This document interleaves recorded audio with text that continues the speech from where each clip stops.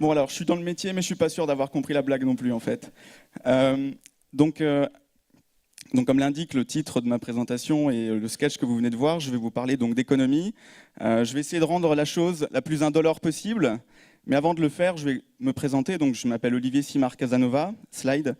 Donc j'ai, comme l'a dit le présentateur, 3 casquettes différentes. Donc je suis doctorant en économie dans un laboratoire qui s'appelle le BETA, donc le Bureau d'économie théorique et appliquée.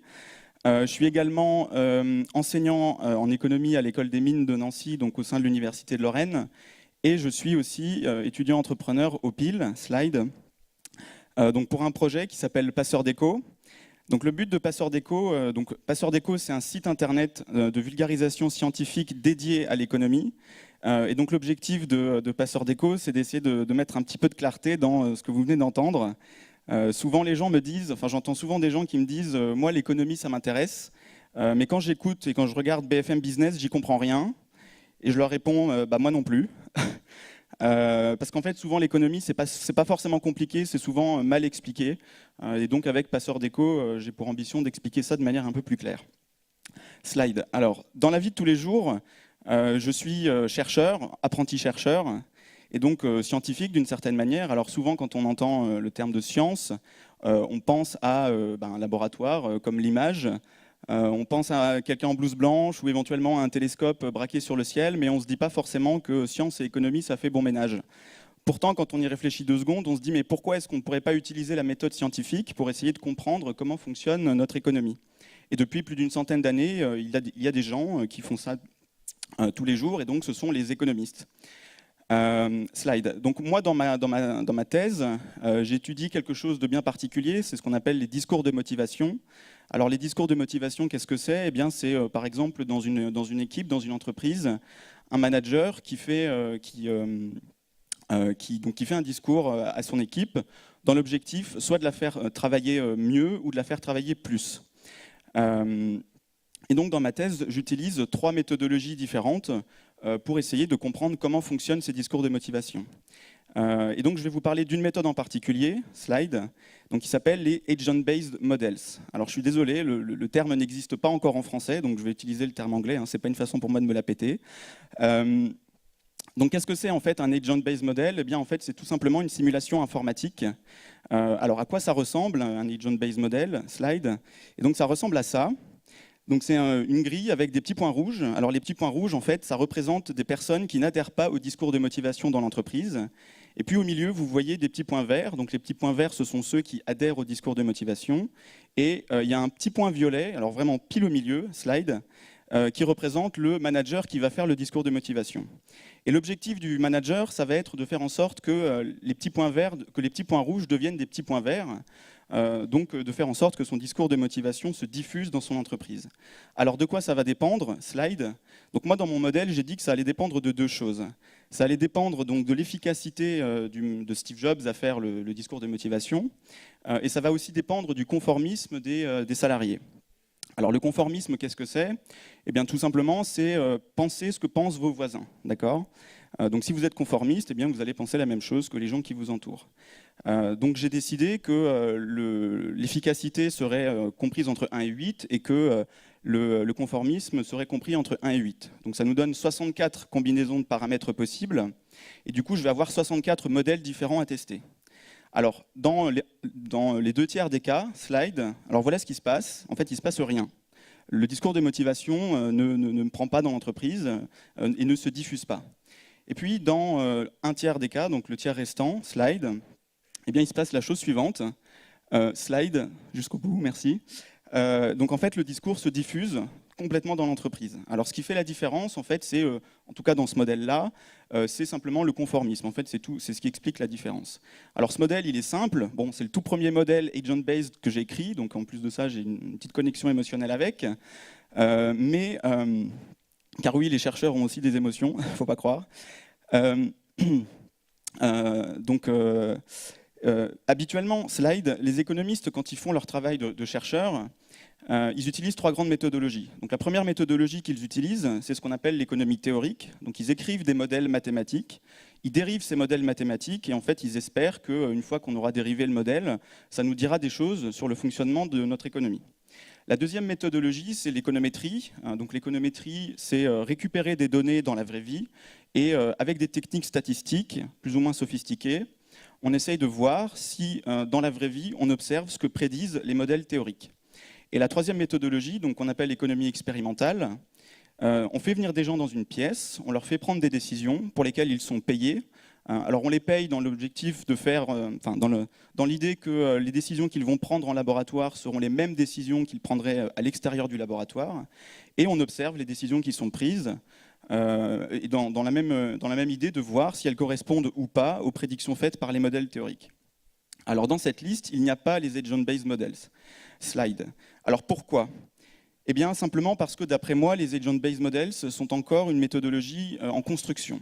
Il y a encore du travail dessus. Alors, il y a des problèmes qu'on n'arrive toujours pas à résoudre. Par exemple, on ne sait pas les tester empiriquement. On ne sait pas, à partir des données réelles, on ne sait pas valider ou invalider un agent-based model.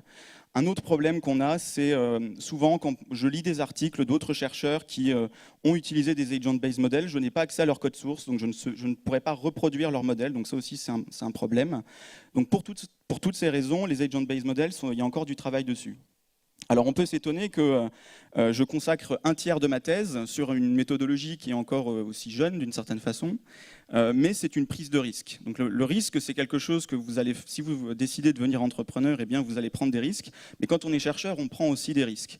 Alors il y a deux manières de prendre des risques. Soit on prend des risques de manière un peu aveugle et on fait n'importe quoi, puis on espère qu'à un moment donné ça va payer, ou alors on a aussi une autre stratégie qui consiste à prendre des risques entre guillemets calculés. Et je pense que c'est ce que j'ai fait avec ces agent-based models. Slide. Pour une raison simple, c'est qu'aujourd'hui, en économie, il y a un petit problème avec la théorie économique, c'est qu'elle devient de plus en plus difficile à être publiée dans des revues scientifiques. Donc ça, pour le dire dans un langage un peu plus clair, c'est que ça n'intéresse plus trop les chercheurs en économie de faire des modèles théoriques. Alors moi, ça me dérange un petit peu parce que je suis un théoricien et donc ça me tient à cœur qu'on fasse de la théorie économique. Et donc mon pari, en fait, c'est de dire que peut-être les agent-based models peuvent proposer une nouvelle manière de faire de la théorie économique.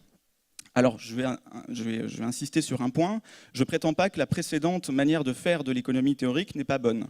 En fait, ma conviction avec les agent-based models, elle est simple, elle est simplement que, alors ça peut certainement se discuter, mais qu'ils ont la capacité à généraliser les résultats obtenus avec la précédente méthode d'économie théorique. Et donc ça, c'est très important en sciences, slide, parce que la science, mais c'est exactement la même chose quand vous faites de l'entrepreneuriat, c'est aussi le cas lorsque vous faites de l'art, lorsqu'il y a de la créativité, de l'innovation, vous êtes rarement les premiers sur l'affaire. Il y a déjà des personnes qui sont arrivées avant vous, qui ont déjà réfléchi avant vous, qui se sont posées ces questions-là avant vous. Et je pense que cet aspect d'héritage a été parfaitement résumé par cette citation d'Isaac Newton. Donc si j'ai vu plus loin, c'est en montant sur les épaules de géants. Voilà, je vous remercie.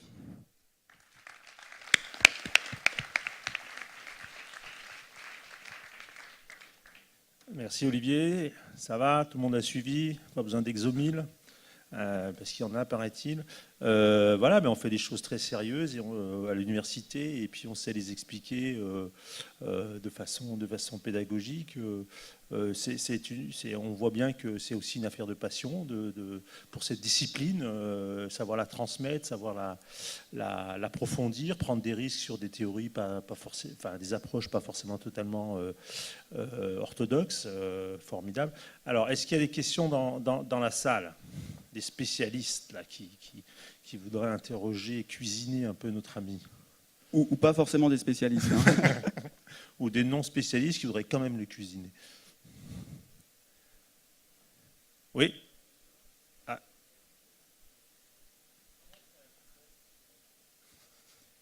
Alors, sur la partie scientifique, en fait, le business, il est de faire des publications dans des bonnes revues et ensuite de trouver un job dans une université, en fait. Donc voilà. La carrière d'un chercheur, ça se passe comme ça, en fait. Faire de bonnes publications, c'est un peu la valeur ce qui fait votre valeur, en espérant ensuite être recruté dans une université ou dans un centre de recherche. Et est-ce qu'on peut faire un business sur la partie blog, la blog pédagogique ? Alors, c'est un peu toute la question. Je pense qu'il y a possibilité de faire un business là-dessus. Le blog existe, le site internet existe depuis environ 1 an. Bon, il y a des choses qui commencent à se passer, donc j'espère que d'ici peut-être 1 an ou 2, j'aurai une réponse plus précise à faire à cette question. Merci. Il y avait une question au fond, je crois.